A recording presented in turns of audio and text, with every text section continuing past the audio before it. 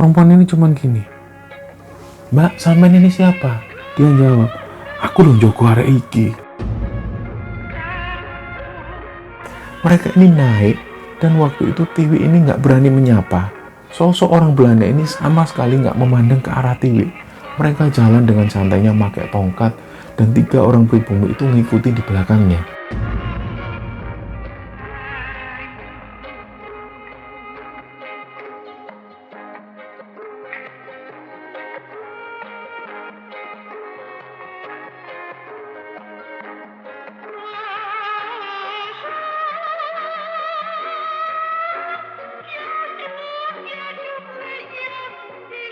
Bismillahirrahmanirrahim. Assalamualaikum warahmatullahi wabarakatuh. Sobat Kembara Sunyi dimanapun berada, pada kesempatan kali ini kami akan bercerita tentang sebuah cerita pendakian yang pernah dialami oleh Sobat Kembara yang bernama Pujo. Sebelum kita masuk ke ceritanya, untuk teman-teman yang nonton tayangan ini dan belum subscribe, jangan lupa untuk subscribe lebih dulu agar kami lebih bersemangat lagi dalam membuat konten-konten terbaru di Kembara Sunyi. Dan untuk teman-teman yang telah mendukung kami sejauh ini, kami ucapkan terima kasih banyak. Semoga amal kebaikan teman-teman dibalas kebaikan berlipat oleh Allah Subhanahu wa Ta'ala.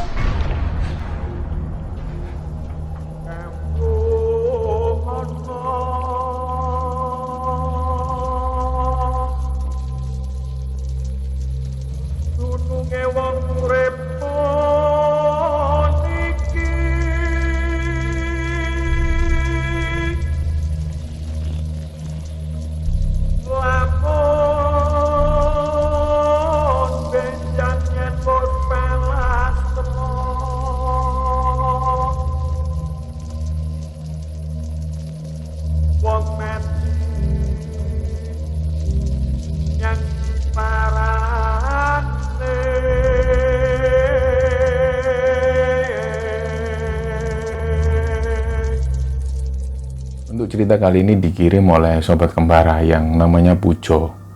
Pujo ini tinggalnya di Jember, Jawa Timur.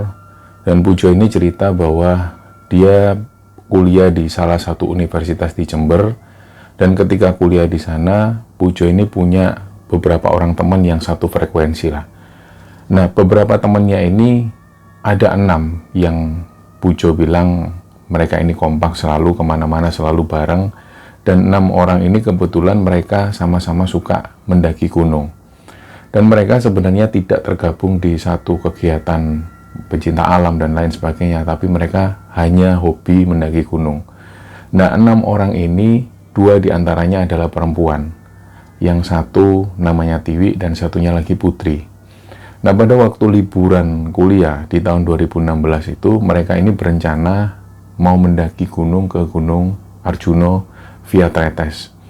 Nah, sebelumnya mereka ini pernah mendaki ke Gunung Arjuno tapi lewat jalur Purwosari. Nah, beberapa orang teman termasuk si Pujo ini, Pujo pernah mendaki ke Gunung Arjuno via Tretes. Nah, tapi 2 orang temannya yang perempuan ini, Tiwi dan Putri, belum pernah mendaki ke Gunung Arjuno via Tretes. Jadi waktu itu mereka pingin mendaki lewat Tretes. Nah, ketika hari yang disepakati tiba, karena Tiwi ini rumahnya ada di Surabaya, dan waktu itu Tiwi yang punya transportasi yaitu mobil, Tiwi ini ngabari bahwa pada hari itu yang disepakati itu Tiwi ini nggak bisa untuk berangkat. Jadi akhirnya momen keberangkatan ini pun ditunda 1 minggu kemudian, dan begitu mendekati hari H, ternyata 3 orang teman yang lain ini memutuskan untuk nggak bisa berangkat. Nah, salah satu diantaranya adalah si Putri. Akhirnya mereka ini tinggal 3 orang. Nah, setelah berdiskusi panjang, mau nggak mau mereka tetap jalan, mereka tetap berangkat melakukan pendakian itu. Pada hari H ini, Tiwi dari Surabaya naik mobil sendiri menuju ke Jember, jemput si Pujo dan Antok waktu itu. Jadi total yang berangkat ada 3 orang, yaitu Antok, Pujo, dan Tiwi.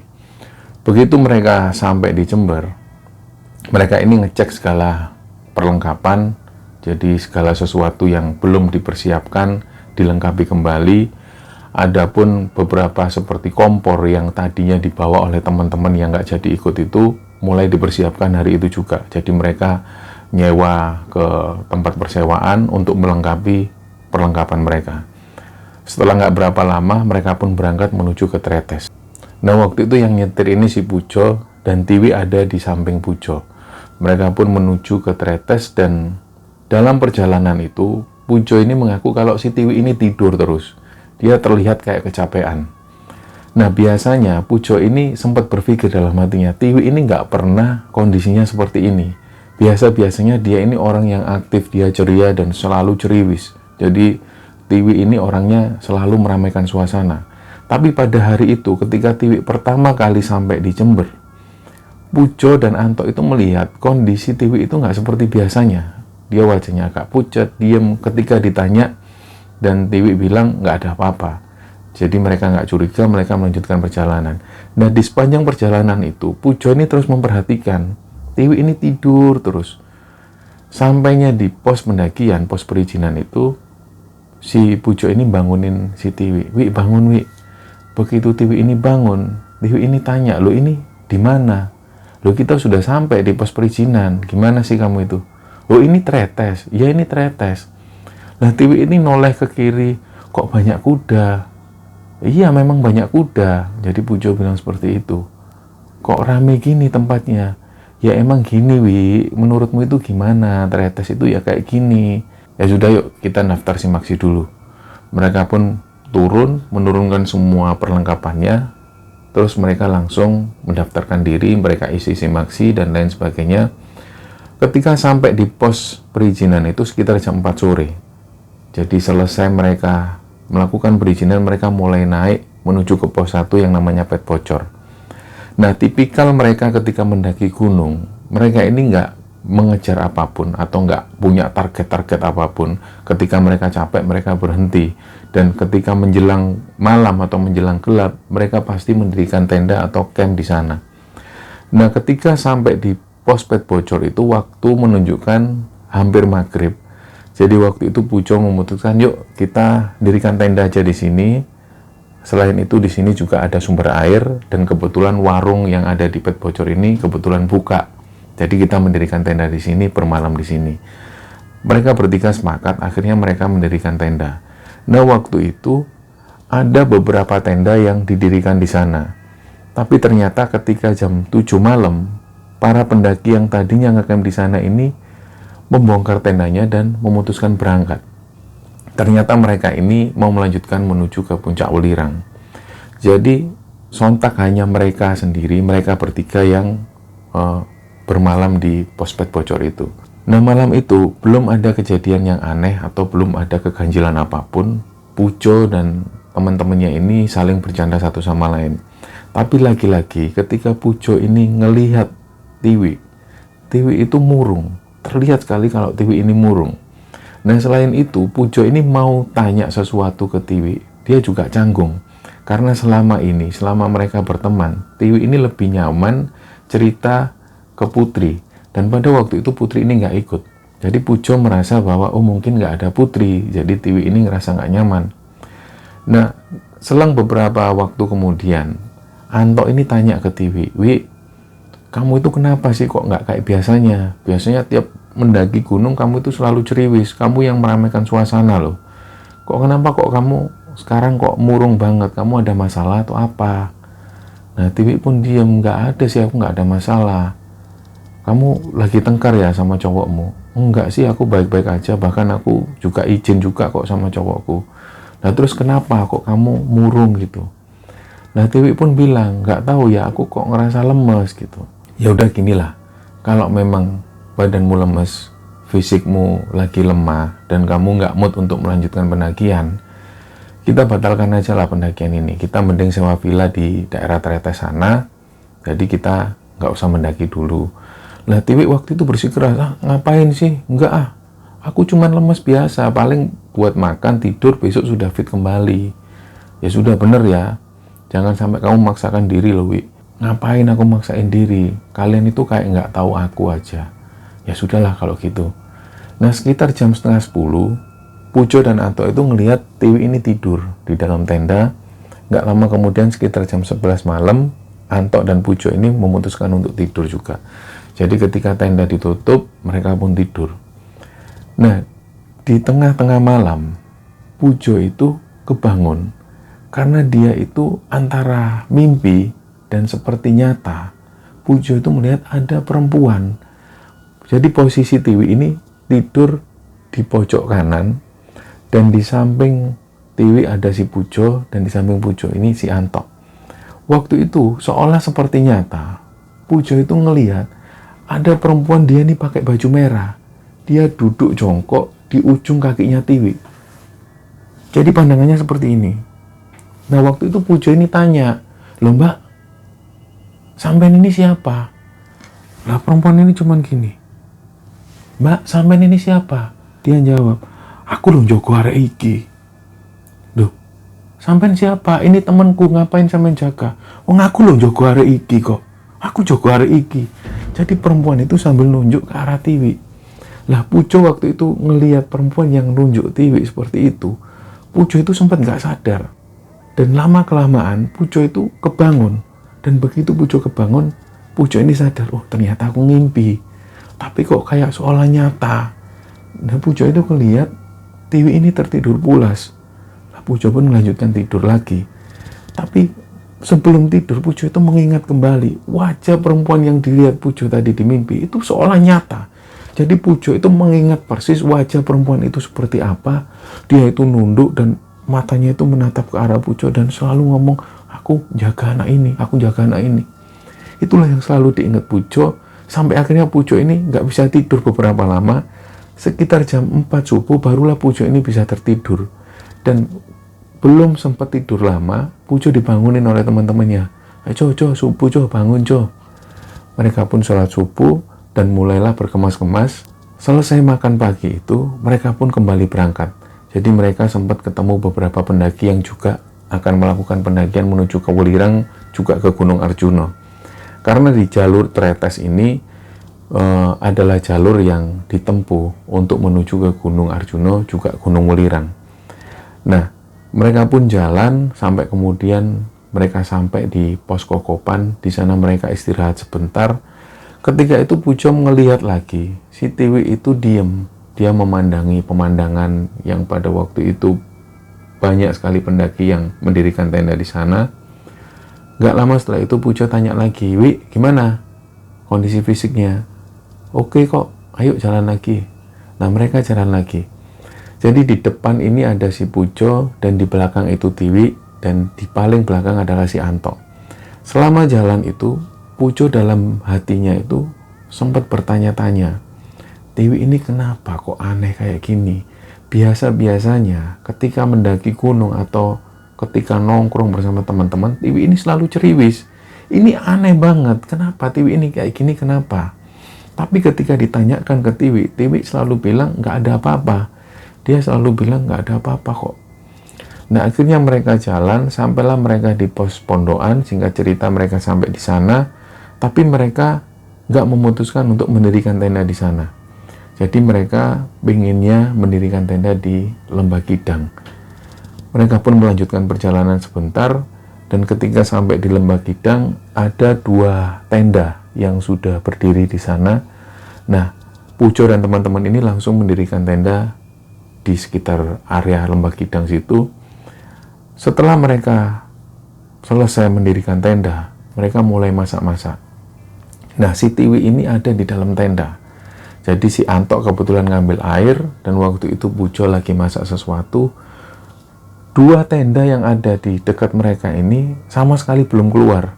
Nah pada waktu itu ketika Pujo ini ngelihat 2 tenda ini, kenapa kok gak ada suara orang sama sekali dari mereka datang sampai mereka makan dan sampai mereka selesai makan, belum juga ada suara pendaki.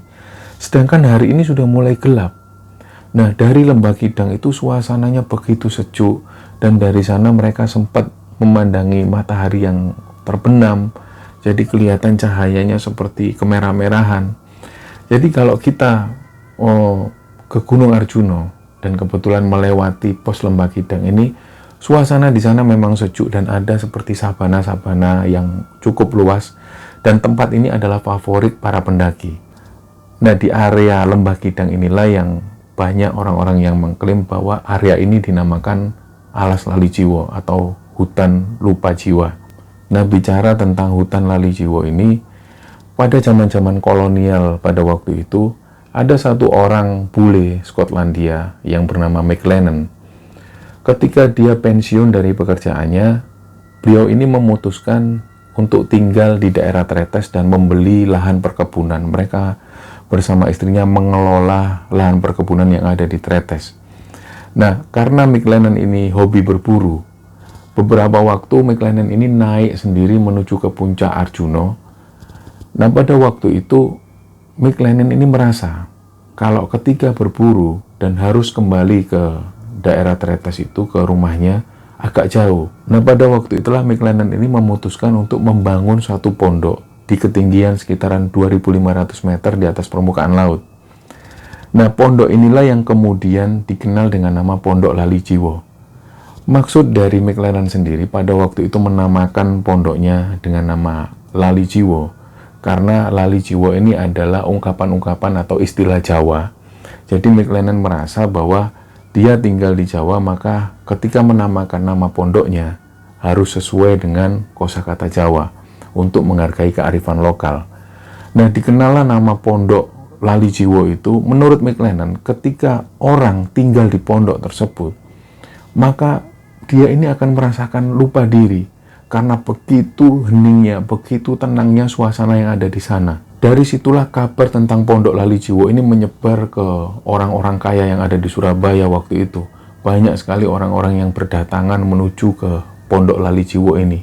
Dari Tretes mereka jalan kaki sekitar 4-5 jam untuk sampai ke Pondok Lali Jiwo itu.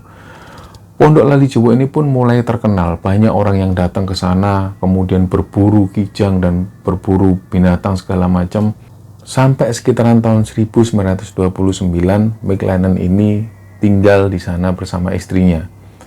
Nah, ketika itu di sekitaran tahun 1940-an, banyak sekali villa-villa yang bermunculan di sana, dan mulailah akses-akses jalan di sekitar Tretes dari Surabaya menuju ke Tretes ini diperbaiki. Dari situlah Tretes ini menjadi kawasan wisata. Banyak sekali orang-orang yang berdatangan di sana, dan jalanan dari Tretes, dari bawah menuju ke alas Lali Jiwo itu diperbaiki. Dibuatlah batu-batu makadam, dan banyak sekali orang-orang yang berdatangan ke sana, menjadikan suasana yang semula hening, sepi, sunyi, menjadi rame dan semakin gak karu-karuan. Sampai kemudian pasca kemerdekaan, Pondok Lali Jiwo ini sudah gak ada lagi. Dan entah di mana, tapi banyak sekali orang-orang yang menyimpulkan bahwa Pondok Lali Jiwo ini dulunya dibangun di sekitaran Lembah Kidang, dan juga ketinggian sekitar 2.500 meter di atas permukaan laut adalah wilayah di sekitar Lembah Kidang. Nah, kita kembali ke cerita dari Pujo tadi. Ketika mereka berada di kawasan Lembah Kidang itu, mereka merasakan suasana yang sunyi, sepi, tapi mereka sendiri nggak tahu menahu tentang alas Lali Jiwo. Yang mereka tahu hanya tentang seputar pos-pos pendakian, dan mereka tahu bahwa di situ adalah pos Lembah Kidang. Tadi mereka nggak tahu menahu tentang alas Lali Jiwo dan lain sebagainya. Nah, begitu selesai masak, mereka pun masuk ke dalam tenda, mereka ngobrol-ngobrol, dan malam itu mereka tidur. Nggak ada kejadian aneh seperti apapun. Ketika mereka bangun di esok paginya, dua tenda yang semalam mereka lihat, ini sudah nggak ada lagi. Dari situlah Pujo ini langsung tanya ke Anto, "Loh Tok, dua tenda tadi mana?" "Nggak tahu, aku juga mau tanya ke kamu. Padahal kan semalam itu dua tenda ada di sini, dan nggak ada satu orang pun di sana. Tapi ketika kita bangun kok sudah nggak ada.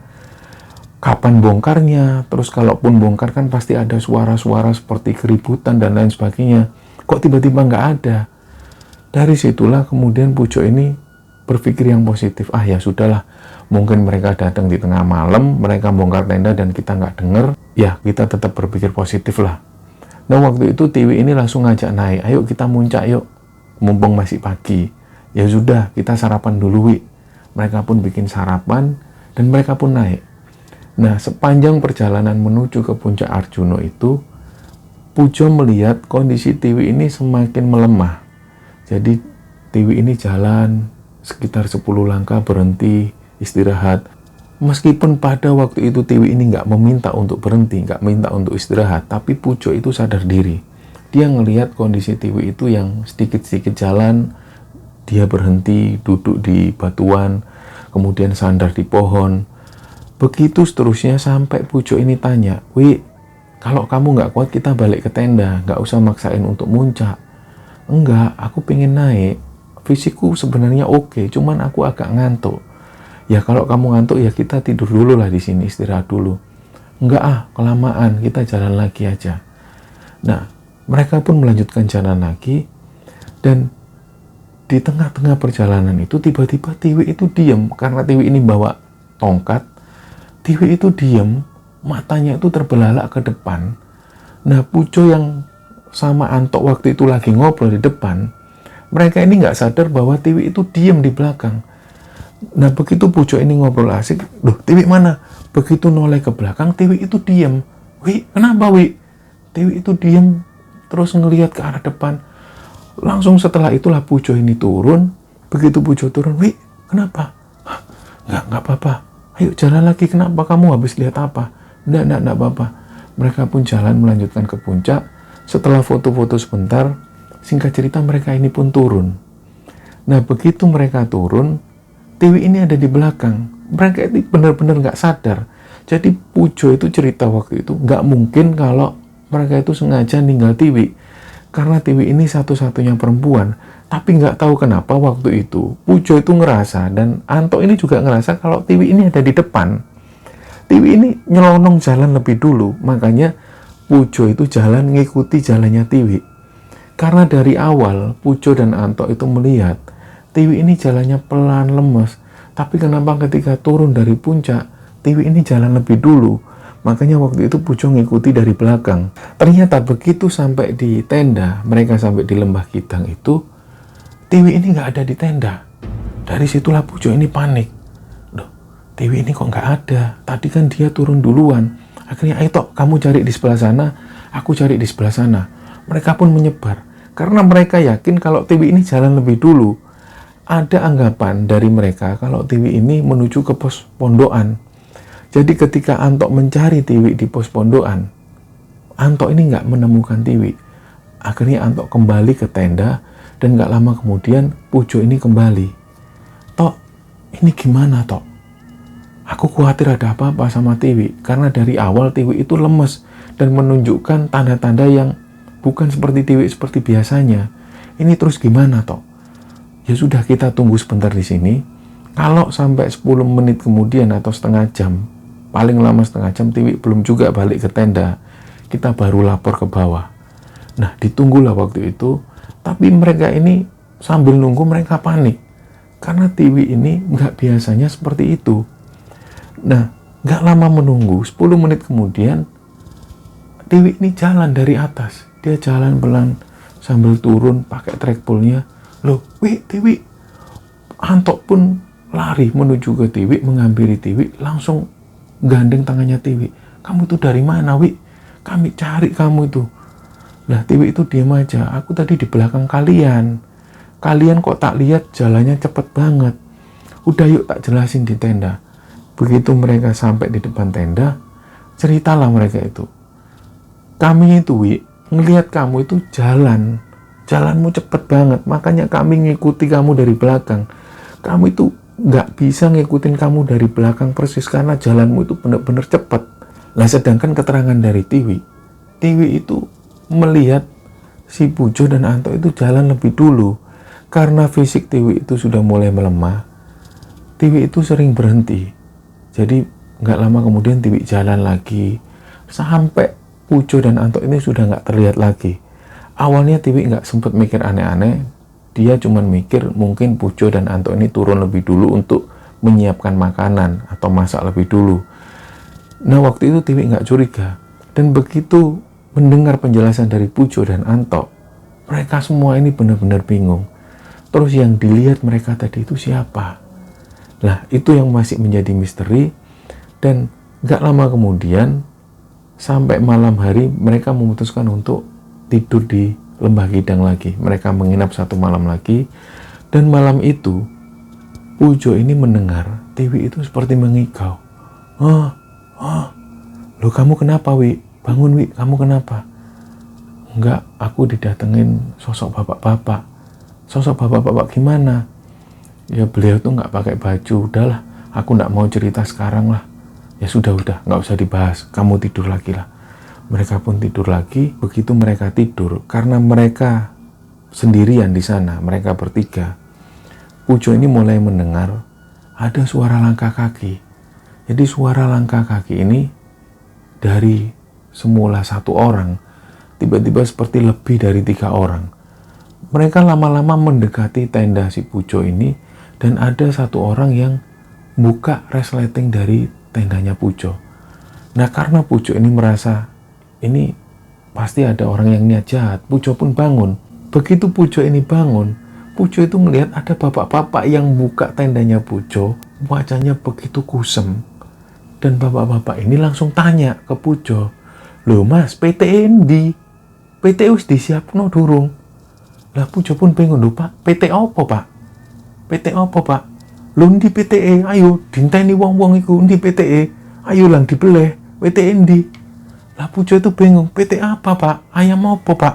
Nggak ngerti aku Pak." Pujo sendiri pun bingung, ini maksudnya bapak-bapak ini apa kok tiba-tiba masuk ke tendaku, tanya ayam untuk disembelih. Pujo pun bingung. Nah, belum sempat bangunkan teman-temannya, tiba-tiba sosok bapak-bapak tadi ini menghilang. Tapi tenda yang kebuka itu masih kebuka. Jadi Pujo pun langsung keluar, dia nyari, ternyata nggak ada satu orang pun di sana. Dan suara-suara yang didengar Pujo ini nggak ada lagi. Pujo pun langsung bangunin Anto, "Tok, bangun Tok." "Kenapa Jo?" "Aku barusan ngalami kejadian yang aneh Tok." "Kenapa?" "Lah mosok Tok ada bapak-bapak ini tiba-tiba buka tenda ini loh. Lihat tenda ini masih kebuka. Tadi ada bapak-bapak yang masuk, dia tanya ke aku, 'Ayamnya mana? PTE ndi? Lang dibeleh, lang dibeleh.'" Lah aku kan bingung. Anto yang dengar cerita dari Pujo, Anto ini ikut-ikutan takut. "Kamu tuh yang bener Jo. Ini kita di tengah hutan sendirian loh Jo." "Ya sudah, coba tutup aja tendanya." Ditutup. Dan begitu Anto ini mau nutup tenda, ada sosok bapak-bapak. Anto ini bilang ke Jo, bapak-bapaknya nggak pakai baju dah Jo." "Iya, nggak pakai baju. Jo, orangnya ke sini Jo, orangnya ke sini. Tutupan tendamu, tutupan." Langsung ditutuplah tenda itu. Jadi Anto itu melihat sosok bapak-bapak ini kayak tergopoh-gopoh menuju ke tenda mereka. Jadi begitu mereka nutup tenda, langsung mereka ini masuk ke sleeping bag, saking takutnya mereka. Dan nggak seberapa lama tenda mereka itu seperti digedor-gedor, bak bak bak bak bak bak bak bak bak bak. Semua itu dengar. Dan Tiwi waktu itu juga kebangun. Jadi sontak 3 orang ini dengar dan merasakan bahwa tenda mereka itu seperti digebrak-gebrak seseorang, dok dok dok dok dok dok dok dok dok dok, tapi nggak ngomong apapun. Nah, nggak lama kemudian teror itu sekitar beberapa detik, sampai kemudian teror ini berhenti. Pujo langsung tanya, "Kalian nggak apa-apa? Nggak apa-apa, itu tadi apa?" Tiwi tanya, "Itu tadi apa?" "Nggak, nanti kita cerita di bawah. Sudahlah, kita banyak-banyak berdoa. Ini sudah ada yang nggak beres di sini. Udah ada yang nggak beres." Dan nggak lama kemudian ketika mereka ngobrol seperti itu, tiba-tiba ada seperti banyak kuda yang berdatangan. Dan mereka semua ini ngumpul persis di depan tenda mereka. Dan waktu itu mereka nggak berani buka tenda. Tapi mereka cuma dengar ada seperti suara keramaian di situ. Dan suara kuda ini terdengar jelas sekali. Ada beberapa ekor kuda yang ada di luar sana, tapi mereka nggak berani ngelihat. Nah, suasana seperti itu terjadi sekitar beberapa menit. Dan nggak lama kemudian rombongan ini tiba-tiba melanjutkan perjalanan dan menghilang. Nah, kejadian itu pun nggak berhenti sampai di situ. Nggak lama kemudian, mereka itu dengar ada banyak sekali keramaian di luar sana. Yang mereka dengar waktu itu cuman suara seperti keramaian atau keributan. Tapi mereka nggak mendengar jelas suara apa yang mereka bicarakan. Nah, waktu itulah Tiwi itu ketakutan. Dia itu diem. "Wi, kamu kenapa Wi?" "Aku kok ngerasa kita ada di tengah-tengah pasar ya." "Enggak Wi, udah Wi, kamu nggak usah mikir yang aneh-aneh." "Enggak, aku merasa kita ada di tengah-tengah pasar. Coba kamu dengerin, di belakang ada orang, di samping ada orang, di sekeliling kita ini banyak orang. Kamu nggak ngerasa?" "Iya Wi, udah Wi, kamu nggak usah mikir yang aneh-aneh." "Enggak, aku merasa kita ada di tengah-tengah sesuatu lah, entah pasar atau di tengah-tengah pertunjukan." Jadi suasana itu rame banget. Dan mereka bertiga itu mendengar semua. Jadi bukan hanya Tiwi, bukan hanya Pujo, semua mendengar. Dan kejadian itu beberapa menit kemudian terjadi. Sampai kemudian benar-benar sepi, serat. Dan ketika senyap, mulailah kembali terdengar suara-suara serangga malam. Dan waktu itu mereka nggak bisa tidur. Sampai sekitar pagi hari. Karena saking capeknya, Tiwi itu sampai tertidur di pundaknya Anto. Karena mereka menahan rasa ngantuk yang benar-benar ngantuk sekali. Tapi mereka nggak berani tidur. Sampai pagi hari ketika matahari sudah terbit, barulah mereka ini berkemas-kemas. Waktu itu Tiwi ini masih ngantuk. Dia itu masih tidur. Wi, ayo kita lanjut tidur di bawah aja. Kita bisa tidur di kokopan. Ayo kita kemas-kemasi barang ini. Nah, mereka pun kemas-kemas. Karena semalam itu mereka mengalami situasi yang aneh dan ganjil.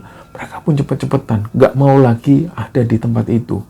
Ketika mereka semua berkemas-kemas, langsung melanjutkan perjalanan menuju ke kokopan. Ketika sampai di kokopan, Tiwi pun bilang ke teman-temannya, udah, kita langsung lanjut turun aja. Nggak usah ngecamp lagi di sini. Kita lanjut turun aja ke bawah. Dari kesepakatan mereka, akhirnya mereka lanjut jalan. Nah, di tengah perjalanan itu mereka nemu ada satu pohon yang rindang sekali. Mereka pun istirahat di sana, dan mungkin saking capeknya, mereka pun ketiduran di situ. Jadi, pendaki-pendaki yang lewat di depan mereka sama sekali nggak bangunkan mereka bertiga karena pendaki-pendaki ini merasa kalau mereka ini kecapean. Sampai sekitar jam 4 sore, mereka ini kebangun karena ada benda yang jatuh dari para pendaki. Mereka ini kebangun. Waktu itu Anto ini bangunin Pujo, Jo, bangun Jo, sudah jam 4 Jo. Pujo pun bangun, dan waktu itu Tiwi dibangunkan. Wi, ayo lanjut jalan yuk, kita turun yuk. Mereka pun melanjutkan perjalanan. Ketika sampai di pos perizinan, mereka mulai membersihkan diri. Setelah membersihkan diri, mereka makan di satu warung. Nah, di warung inilah mereka mulai cerita. Jadi ternyata Tiwi ini mulai cerita. Awal ketika Tiwi mau berangkat ke Jember, Tiwi itu sempat izin ke kedua orang tuanya mau mendaki gunung. Tapi waktu itu kedua orang tuanya ini seolah berat melepaskan Tiwi. Padahal sebelum-sebelumnya ketika Tiwi pamit untuk mendaki gunung, kedua orang tuanya ini selalu mengizinkan. Tapi waktu itu entah kenapa kedua orang tua Tiwi itu agak berat. Sampai nggak lama kemudian, Pak D-nya Tiwi ini datang. Ketika Pak D-nya Tiwi ini datang, Pak D-nya Tiwi bilang, kamu mau kemana, Nduk? Mau naik gunung, Pak D. Gunung mana? Gunung Arjuno. Lu kan sudah pernah waktu itu. Ya, waktu itu kan Tiwi naik ke Gunung Arjuno lewat Purwosari. Ini Tiwi mau naik lewat Tretes. Nduk, orang tuamu itu lo telepon Pak D. Orang tuamu itu khawatir kamu naik gunung. Apalagi ini kan musimnya kayak gini. Beberapa waktu yang lalu juga ada yang hilang di Gunung Arjuno itu. Mbok kamu urungkan niatmu ndak usah naik gunung. Ndak Pak D, Tiwi pengen naik gunung mumpung liburan. Ya sudah, kalau memang kamu maksa, kamu harus nurut sama Pak D. Ini kamu bawa buat pegangan. Jadi waktu itu Pak D-nya Tiwi ini menyerahkan sesuatu. Ada bingkisan kain putih dan ada tulisan seperti raja-raja. Baunya wangi. Waktu itu Tiwi sempat nolak. Enggak Pak D, aku enggak mau bawa gitu-gitu. Udah, enggak apa-apa. Kamu bawa untuk jaga-jaga. Buat apa Pak D? Tiwi enggak mau bawa yang seperti itu. Sudahlah nak, biar orang tuamu lega. Ini kamu bawa. Buat jaga-jaga aja. Akhirnya dengan terpaksa Tiwi pun bawa benda itu. Dan setelah pamit, Tiwi pun berangkat menuju ke Jember untuk jemput Pujo dan Anto. Setelah saat itu Tiwi ini merasa badannya itu lemes banget. Dan nggak tahu kenapa Tiwi itu melihat sesuatu yang sebelum-sebelumnya belum pernah Tiwi lihat. Ketika sampai di Tretes itu, Tiwi itu ngelihat banyak sekali kuda-kuda yang ada di sana. Makanya waktu itu Tiwi ini tanya ke Pujo, "Loh Jo, kok banyak kuda?"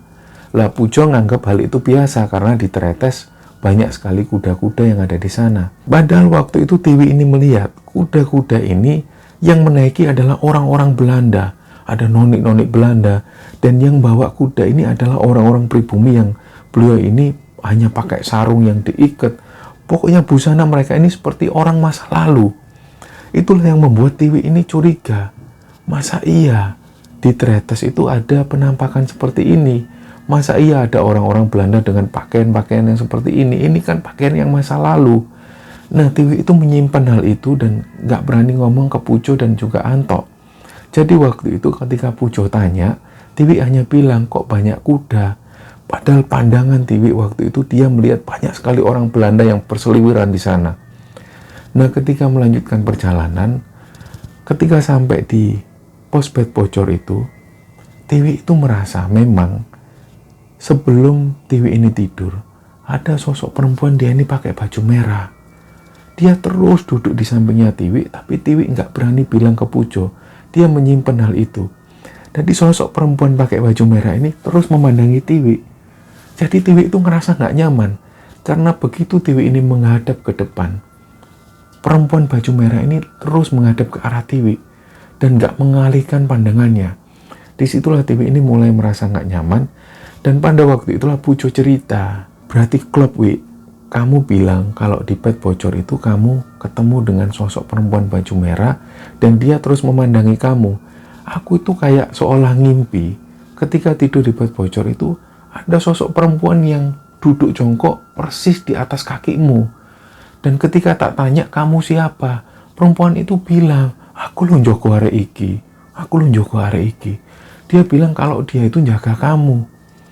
Nah makanya Tiwi pun bilang, aku tuh sebelumnya nggak pernah loh Jo ngalamin hal seperti ini. Kamu tahulah aku seperti apa. Aku itu kan orangnya rame. Aku nggak pernah terlalu serius nanggapi hal-hal yang seperti itu. Dan kejadian ketika Tiwi ini turun dari puncak, sebenarnya Tiwi itu ngelihat ada 2 orang Belanda. Perawakannya tinggi besar. 2 orang Belanda ini pakai baju putih, pakai celana putih dan pakai topi putih. Dan ada 3 orang pribumi yang bawa barang-barang mereka. Waktu itu Tiwi ini sudah mulai ngerasa ada yang aneh. Ketika Pujo dan Anto itu jalan lebih dulu dan Tiwi sendirian, tiba-tiba ada sosok 2 orang Belanda itu dan 3 orang pribumi yang bawa barang-barang mereka. Nah, kejadian seperti ini persis seperti yang pernah saya alami, yang sudah pernah saya ceritakan di episode Bramantio. Ketika itu saya juga pernah melihat sosok orang-orang Belanda ketika mendaki ke Gunung Welirang. Dan hal ini pernah dialami oleh Tiwi. Waktu itu Tiwi ini mengungkapkan, sosok orang Belanda ini 2 orang tinggi besar. Dia pakai baju putih-putih dan 3 orang pribumi itu bawa barang bawaan mereka. Mereka ini naik dan waktu itu Tiwi ini nggak berani menyapa. Sosok orang Belanda ini sama sekali nggak memandang ke arah Tiwi. Mereka jalan dengan santainya pakai tongkat dan 3 orang pribumi itu ngikuti di belakangnya. Setelah mereka ini naik, Tiwi pun melanjutkan turun ke bawah. Dan dari situlah Pujo dan Anto mengungkapkan bahwa mereka itu ngelihat Tiwi jalan lebih dulu. Jadi situasinya terus seperti itu dan malam itu ketika mereka bermalam lagi di Lembah Kidang, mereka mendengar suasana seperti pasar. Dan waktu itu Tiwi ini nggak bisa nahan lagi. Dia langsung mengungkapkan bahwa, Jo, kita ada di tengah pasar. Karena Tiwi itu ngelihat di luar itu banyak sekali aktivitas orang yang berjualan dan orang yang membeli barang. Jadi suasananya ramai seperti itu. Ada anak kecil yang ikut bapaknya ke pasar. Persis seperti suasana pasar dan mereka menjual barang-barang hasil bumi mereka.